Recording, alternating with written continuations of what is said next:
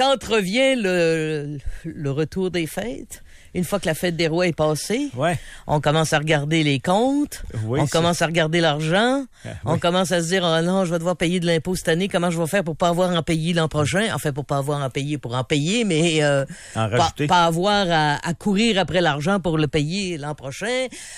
Comment on va organiser nos finances cette année? Puis on se dit, garde, Jean-Philippe Vézina, IG Gestion de patrimoine, il va venir nous expliquer ça, nous donner une recette. Bonjour. Bon matin. On commence par quoi? Ben, en fait, tout d'abord, une bonne année 2024 à vous tous, à tous vos auditeurs. En fait, c'est le fun d'être ici ce matin. Désolé pour ma voix, là, pour les gens qui sont habitués de m'entendre à la radio ce matin, une petite voix un peu plus rockeuse. C'est le lendemain des fêtes, hein? C'est ça, exactement. En effet, là, la période des fêtes, des fois, c'est une période un peu plus difficile. Puis le début d'année, justement, c'est la période des résolutions. Ben, pourquoi pas parler de finances ce matin? Je trouve que c'est excellent comme sujet. Premier point que je trouve que c'est primordial, c'est d'avoir un budget financier. Tant qu'à moi, avoir un budget, c'est la base.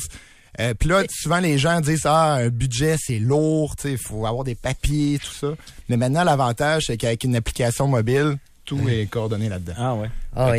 C'est magique, là. Il y a des applications, il y a même les institutions financières qui développent eux-mêmes leurs outils en ligne. Mais je sais que chez Desjardins, je peux aller chercher, ils vont prendre toutes mes dépenses de la dernière année. Oui. Puis, automatiquement, l'application va mettre dans chacun des items toutes mes dépenses. Exact. Puis il y a des applications mobiles comme Mint, il en existe plein. Puis ça, c'est vraiment avantageux parce qu'en temps réel, on peut voir notre budget, on peut se mettre même des objectifs, on peut se mettre des rappels pour payer des factures.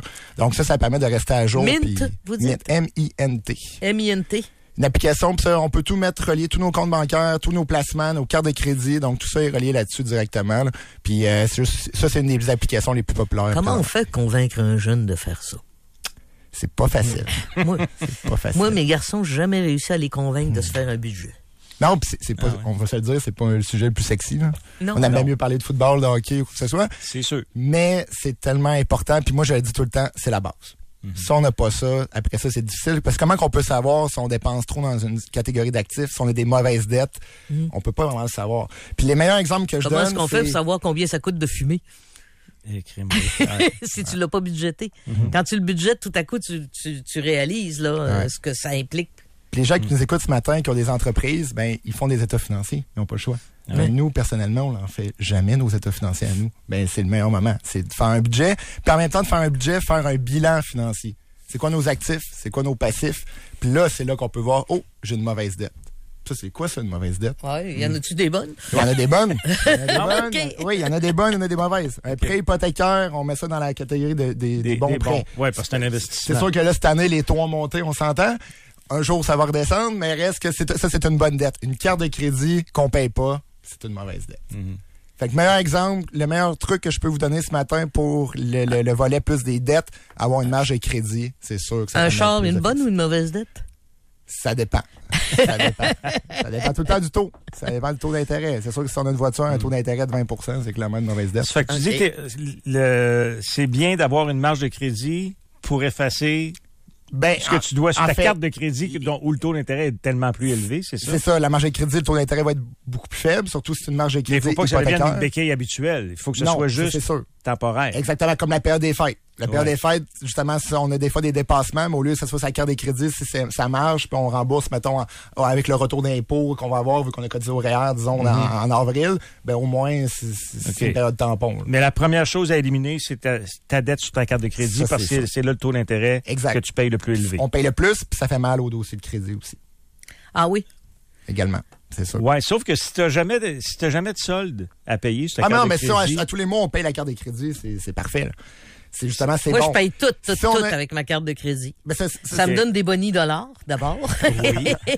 Puis en plus, c'est comme je paye à mesure, mon crédit est très bon. Ouais. Ben oui, mais si tu te sers jamais de ta carte de crédit, si t'as le loisir... c'est pas bon. Ça, c'est pas bon parce que tu peux pas prouver que tu es capable de rembourser un crédit. Exactement. Des fois, les gens en ont plus qu'une carte de crédit. Ben justement, on va, mettons, à Costco ou quoi que ce soit, puis ils prouvent une carte de crédit. Ben oui, je vais apprendre, puis finalement, on l'utilise jamais. Ça peut avoir une petite conne négative en bout de ligne. Okay. Fait que l'idéal, maximum 2 cartes de crédit, puis on est capable de les utiliser, de pas surdépasser, parce qu'on peut dépasser aussi, la limite, faire attention, mais de bien payer à tous les mois, ben comme ça, on n'a pas de problème, on évite les intérêts, puis en plus, on a un beau dossier. Moi, j'ai 3 cartes de crédit. Une pour les achats sur Internet, une pour les frais de voiture, puis une pour tout le reste. Ben, tu vois, moi, j'en ai 2, mais il y en a une que j'ai jamais utilisée, et là, juste au cas où, il m'arrive vraiment un gros imprévu ou une bad luck, puis je suis obligé de remplir ma première. Avec l'expérience que tu as, ma marge assez basse. Avec l'expérience que tu as, je pense pas que ça va venir affecter négativement tant ta carte de crédit. Mais pour quelqu'un qui commence, c'est sûr que d'avoir plusieurs cartes de crédit, c'est pas le scénario idéal, disons. Là. OK. Aussi, un autre point que je voulais amener ce matin, c'est un autre conseil, là, c'est d'épargner automatiquement. Parce que souvent, là, les gens, pour la période des fêtes, c'est le meilleur exemple, on veut penser aux autres, on veut bien faire, etc. Mais on se privilégie pas soi-même. Souvent, on se dit à la fin du mois, il me reste un surplus, parfait. Qu'est-ce que je fais avec le surplus? C'est rare qu'on va dire, je vais l'épargner. Souvent, on va le dépenser, etc. Ben, on se garde. Fait que moi, je dis tout le temps d'épargner automatiquement, systématiquement, en même temps que votre paye. Donc, si vous recevez votre paye aux 2 semaines, de faire un prélèvement bancaire aux 2 semaines, fait que, 1, vous le voyez pas passer, puis 2, s'il en reste vraiment un surplus à la toute fin, ben là, gâtez-vous. Là. OK. C'est le fun que tu parles de ça, parce que moi, j'ai programmé tous mes paiements, tous mes frais fixes, là, le téléphone, câble, etc., chauffage, hydro, c'est tout programmé, ça se paye automatiquement le lendemain de ma paye. Ah ouais? Ma paye rentre, nous autres, c'est le mercredi soir tard, là, mais le jeudi, tout part. Moi, c'est de façon aléatoire, mais c'est tout se paye automatique. Ouais, y compris les cartes de crédit, d'ailleurs. Ouais. Alors, moi, j'ouvre mon ordi le lendemain matin, puis OK, je sais comment ce qui me reste pour les 2 prochaines semaines. Ah oui. Puis d'épargner automatiquement, mais tout le temps, c'est bon parce que le marché boursier, on investit tout le temps. Parce qu'on investit à chaque fois aux 2 semaines. Puis en plus, de le mettre dans le CELI, quelqu'un qui veut commencer à faire ça, c'est le meilleur moyen. Parce que dans le CELI, si finalement le mois d'après, on manque d'argent, on peut le retirer libre d'impôt, le CELI. Si on l'a mis dans le REER, parce que le CELI, tu as déjà payé de l'impôt dessus. C'est ça. C'est ça, exactement. Okay. En fait, le CELI, c'est un abri fiscal. Là, cette année, avec l'augmentation de 7 000 $ qu'on a en 2024, c'est 95 000 qu'on peut mettre dans un CELI pour quelqu'un qui était majeur en 2009. 95 000. Ça, c'est un abri fiscal pur et simple. Puis si, disons, quelqu'un qui le maximise, le retire l'année suivante 100 000 $, mais il va pas remettre ce plafond-là. Donc, quand on retire, on peut remettre... On peut remettre le même montant. C'est ça. Que le REER, c'est pas vrai. Le REER, si on retire 5 000 $ du REER, ce droit-là, REER, il est parti. Là. On le supprime. OK. Oui, le REER, c'est pour quand on arrive à un âge vénérable et qu'on doit vivre de nos rentes. En fait, le REER, c'est ça. Idéalement, c'est de faire un décaissement mixte, que j'appelle, là, de juste retirer du FER, du REER à la retraite. Des fois, ça peut créer des bulles fiscales assez élevées. De juste retirer du CELI, là, on n'a pas d'impôt. Fait que là, c'est pour ça qu'à la retraite, là, je suis tannant avec ça, mais ça prend un plan financier, ça prend un plan de retraite, là. Ça, c'est... Faut avoir rempli un peu son CELI, rempli ses REER, puis être capable, par exemple, d'acheter une voiture ou un voyage avec le CELI pour pas se mettre à payer trop cher d'impôts. Parce que si je retire du REER, comme c'est de l'impôt reporté, je suis obligé de payer de l'impôt dessus. Ça se rajoute à votre revenu. Donc, si on retire $1, vous rajoutez $1 à votre revenu. Puis souvent, là, quand on parle de cotisation REER, on regarde le taux marginal d'imposition. Souvent, on va dire, vous avez gagné 60 000 $ de revenus imposables. Si vous cotisez au REER, on regarde la braquette, c'est 36 %. Bon, parfait, vous allez recevoir un retour d'impôt de 36 %. Mais c'est pas vrai. C'est beaucoup plus que ça. Faut tenir compte des allocations famille, des crédits d'impôt, etc.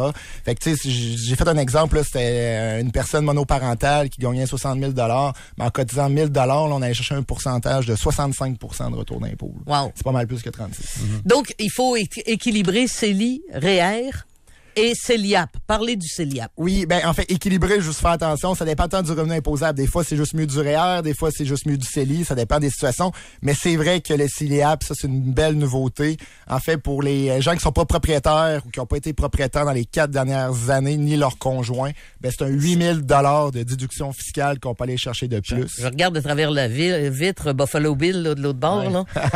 Ça te regarde, ça, Antoine? Oui. Là.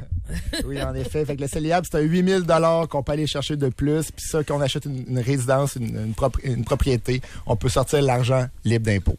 Fait que le RAP, c'était beau. Là. Le REER qu'on pouvait rapper, c'est un très bon moyen. On peut continuer à le faire. Donc, on paye jusqu'à 35 000 $ du REER libre d'impôt, qu'après 2 ans, on doit recommencer à remettre dans le REER. Mais en plus, on a le CELIAP que c'est 8 000 $ par année jusqu'à un montant de 40 000. Ça, c'est pour une première propriété aussi? Une propriété. Oui, exactement. OK, ça peut être une première non, comme le RAP. faut juste pas être propriétaire présentement, ni dans les 4 dernières années. Ni vous, ni votre conjoint. Antoine, il met 100 $ de côté par, on va dire, par 15 jours, là, dans son CELIAP. Au bout de 2 ans, il a ramassé pas mal plus. Ben oui. Ben en plus, on fait des intérêts, on fait du rendement. Je pense que j'ai un appel à faire. Hein? Puis je les achale, les jeunes qui travaillent avec moi depuis l'invention du CELIAP, parce que je trouve que c'est le meilleur des mondes. Là. Oui, puis ils ont fait ça pour l'accès à la propriété. Mais attention, ça va même plus loin que ça. Puis c'est ça, je trouve ça intéressant. Quelqu'un qui n'est pas propriétaire, donc qui est en location, qui veut pas être propriétaire, mais qui maximise déjà ses REER, ben on peut faire quand même un CELIAP. La personne n'est pas propriétaire, elle peut ouvrir un CELIAP, elle peut cotiser le 8 000 $. Donc, on va chercher un 8 000 $ de déduction fiscale de plus. Puis d'ici 15 ans, on transfère le CELIAP dans le REER, ça touche pas nos droits REER. Fait que c'est comme un deuxième REER qu'on peut dire pour les gens qui veulent peut-être même pas être propriétaires plus tard. Il y a un auditeur qui dit, est-ce que c'est encore vrai pour un jeune d'utiliser sa carte de crédit pour payer ses choses? Ça augmente sa cote de crédit? Oui. Ça, c'est sûr. Oui, mais s'il paye son solde. Exact. S'il paye son solde à tous les mois. C'est ça, exactement. C'est ça qui est important. Sinon, juste utiliser la carte de débit, c'est sûr que ça aide pas le dossier de crédit. Là. Fait que non, la carte de débit n'aide pas le... L'idéal, c'est de prendre la carte de crédit, de la payer à tous les mois. C'est le meilleur moyen pour se bâtir un dossier de crédit. Ouais. Puis aussi, ben, quand je dis d'épargner automatiquement, le point que je disais à chaque 2 semaines, ben, commencez tôt, comme je regarde Antoine, justement, notre fan des Bills. Ben, si on commence à épargner aujourd'hui, ben, c'est sûr que le temps, c'est une variable qui est primordiale en finance. Ça, c'est clair. 1 000 $, quelqu'un qui investissait 1 000 $ en 1934, on s'entend que ça date de plusieurs années, là, mais 1 000 $ en 1934, ça vaut à peu près 20 000 $ aujourd'hui avec l'inflation. Mais quelqu'un qui plaçait 1 000 $ en 1934, aujourd'hui, comment ça vaudrait en bourse? Avec les rendements, tout ça. Là. Ouais, avec les baisses, les hausses. 1 000 $, tu dis? Oui, 1 000 $ en 1934. 1934. Ben, en théorie, ça double. On disait dans le temps que ça doublait à tous les 7 ans. Ah oui? Dans le temps, c'est ce qu'on disait. Habituellement, le placement double. Maintenant, on est plutôt à tous les 10 ans, si j'ai bien compris. Ça va frapper un matin. Là, en action américaine, ça vaudrait 13 millions. 1 000 $ en 1934. On peut-tu reculer dans le temps? Parce qu'on n'était pas là, en 1934, nous autres. Non, mais c'est ça, je voudrais retourner dans le temps. Mais le meilleur exemple, c'est ça, c'est de commencer aujourd'hui à épargner. Vous allez voir que plus tard, ça va vous rapporter. Fait que, je dis pas de tout mettre les sous dans le même panier. Je dis pas de tout rembourser vos dettes, de tout épargner. Il faut voir votre situation. Chaque situation est unique. Mais de commencer aujourd'hui à regarder ça, je pense que c'est le meilleur moyen. Donc, on commence l'année en se faisant un budget, en identifiant clairement nos points faibles, c'est-à-dire les mauvaises dettes. Oui. En faisant un plan pour être capable de les rembourser et en faisant de l'épargne automatique sans que je la voie sur ma paye. Exactement. C'est le meilleur moyen, puis d'avoir un plan. Même à 30 ans, à 40 ans, 60, il n'y a pas d'âge pour avoir un plan. Un plan, une projection d'un avenir financier, là, c'est la meilleure chose. Mais la difficulté, c'est de se faire un plan en fonction de ses revenus aussi. C'est pas la même chose pour tout le monde. Le plan va être différent d'une personne à l'autre. C'est personnalisé. Comment on fait pour savoir si notre plan est réaliste? Ben c'est ça, c'est d'avoir un plan qui est vraiment adapté à notre scénario. Donc, le meilleur conseil que je peux vous donner aujourd'hui, c'est de faire affaire avec un professionnel. Ça, c'est sûr. Mais là, le professionnel, il va vouloir avoir du cash à manœuvrer.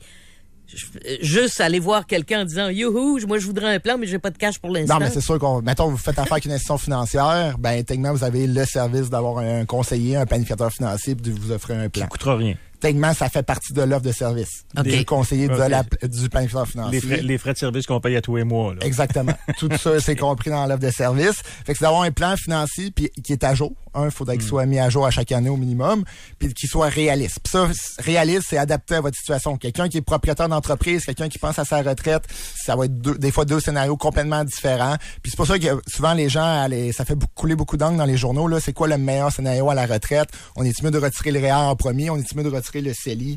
La réponse, c'est ça dépend tout le temps de votre situation. Puis justement, maintenant, avec l'intelligence artificielle, la beauté de la chose, c'est qu'il y a des outils, c'est plus des fichiers Excel comme dans le temps. C'est des outils vraiment poussés, avancés, où est-ce qu'on peut faire plusieurs scénarios. Je peux même faire un scénario que la bourse demain matin descend de 30%. C'est quoi l'impact sur mon plan de retraite? Ben ça, on est capable de le faire, ce scénario-là. Ah oui. Ouais. Fait que c'est justement, on peut voir les meilleurs moyens. Je veux pas le voir, ça. Je veux pas le voir. Tu sais, souvent, là, on parle aujourd'hui de retraite, d'épargne, etc. Mais tu sais, juste le volet aussi de planification successorale au décès, on n'en parle pas assez. Puis justement, un plan financier, ça permet de voir aussi au décès comment qu'on peut maximiser ça aussi. Mm-hmm. Puis ça, je trouve que là, au décès, moi, je me dis, s'organiseront autour de mes restants. Tu sais. Oui, mais ça, moi, dans ma tête, je veux pas que le gouvernement soit mon principal héritier. Fait que je veux mettre des choses en place pour que mes enfants soient avantagés. Sur ce plan-là, oui, mais quelque part, moi, je me dis, garde, ils s'organiseront avec leurs troubles. Ça me voulait bien vivre dans votre pour votre retraite. C'est ça. D'abord, c'est pas eux autres qui l'ont gagné, c'est moi cet argent qui l'a gagné cet argent-là. C'est bien parfait, c'est propre à chacun, puis c'est pour ça qu'il faut maximiser la situation. Puis il y a un sujet aussi que je voulais parler, on a parlé tantôt de REER, de CELI, de CELIAP.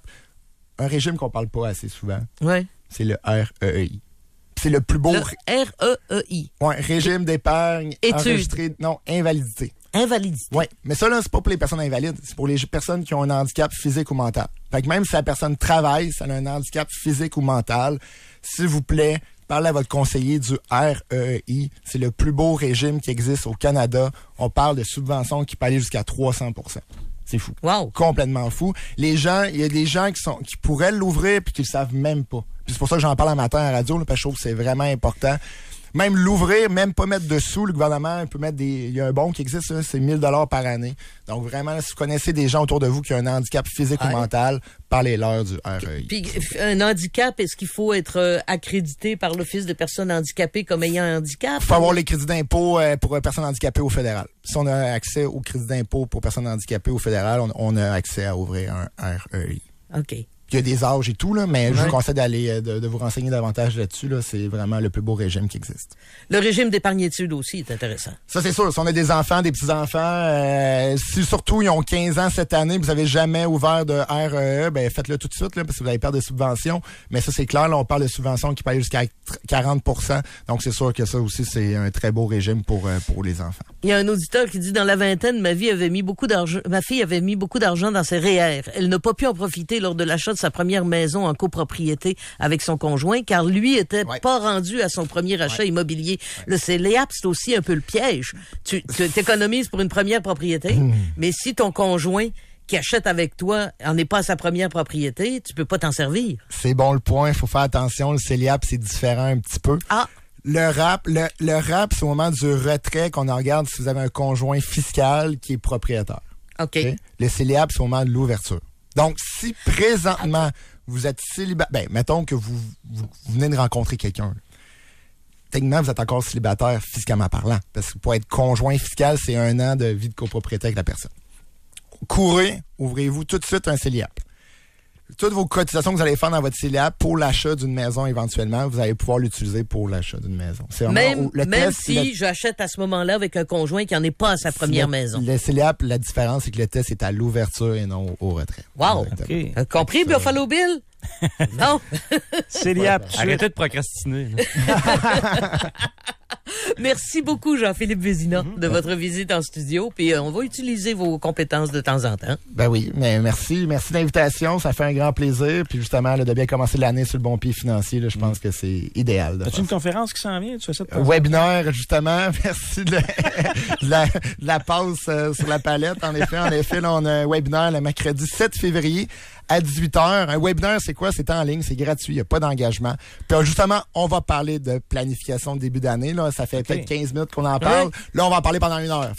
Vous avez eu le scoop de la conférence. Exactement. Fait d'appeler au bureau, site web, jean-maurice-vézina.ca. Tous les détails vont être sur le site web. Merci beaucoup, Jean-Philippe Vézina. Merci beaucoup.